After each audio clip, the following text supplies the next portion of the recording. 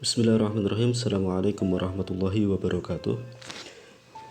Pada tahun 10 masa kenabian setelah Rasulullah diangkat menjadi nabi, maka Rasulullah ditinggal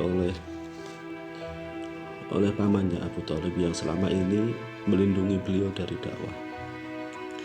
Maka sejak saat itu tekanan orang-orang kafir terhadap dakwah beliau menjadi semakin keras. Dan kemudian Rasulullah pergi ke kota Taif untuk berdakwah di sana. Maka ditemuilah 3 tokoh mereka, tetapi Rasulullah ditolak oleh para tokoh tersebut. Bahkan tokoh pertama mengatakan, "Oh, ternyata kamu toh yang diangkat menjadi nabi." Yang satu mengatakan, "Apa tidak ada orang lain yang menjadi nabi gitu?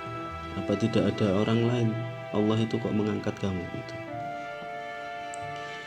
Yang ketiga tidak mau berbicara karena menganggap bahwa Rasulullah adalah seorang pembohong.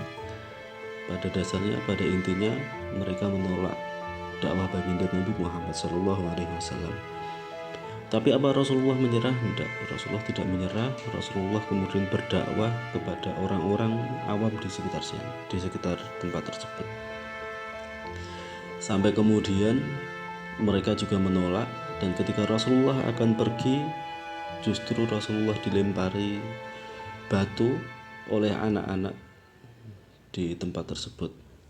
Sampai-sampai kaki baginda Nabi Muhammad SAW berdarah.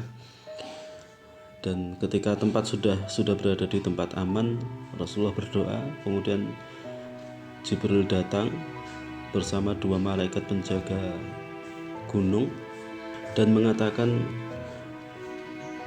"Kami siap menerima perintahmu wahai Rasulullah. Kami siap menerima perintahmu wahai Rasulullah. Seandainya engkau memerintahkan untuk menimpakan 2 gunung kepada mereka, maka niscaya mereka akan hancur." Tapi apa yang dilakukan oleh Rasulullah? Rasulullah tidak meminta mereka untuk menimpakan gunung, tetapi Rasulullah hanya berharap bahwa suatu saat akan lahir dari mereka generasi-generasi yang menyembah Allah Subhanahu wa Ta'ala. Apa faidah, apa hikmah yang bisa diambil dari cerita ini? Hikmahnya adalah demikianlah akhlak baginda Nabi Muhammad SAW yang mulia. Kita mengaku sebagai pengikutnya, kita mengaku sebagai umatnya, mengaku sebagai pengikutnya, namun ketika sedikit kesulitan atau celaan menimpa kita langsung marah, bahkan menuntut balas seumur hidup. Kezaliman dibalas dengan kezaliman, sambil kita terus mengaku sebagai umat baginda Nabi Muhammad SAW. Meskipun mengalami penderitaan dan kesusahan yang berat, baginda Nabi Muhammad SAW tidak berdoa yang buruk dan tidak menuntut balas kepada mereka. Maka inilah akhlak mulia dari baginda Nabi Muhammad SAW yang wajib kita contoh.